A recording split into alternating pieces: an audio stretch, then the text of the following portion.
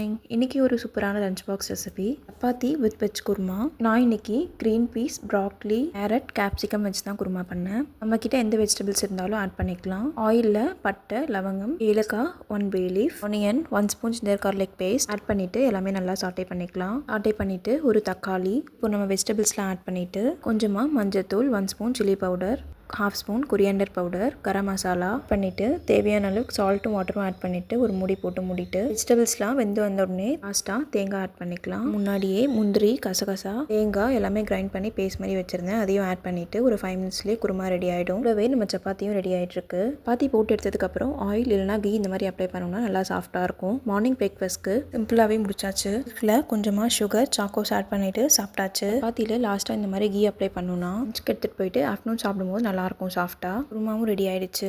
கேரட்டில் கொஞ்சமாக pepper, salt add பண்ணிட்டோன்னா அதுவும் ரெடி. பாய்.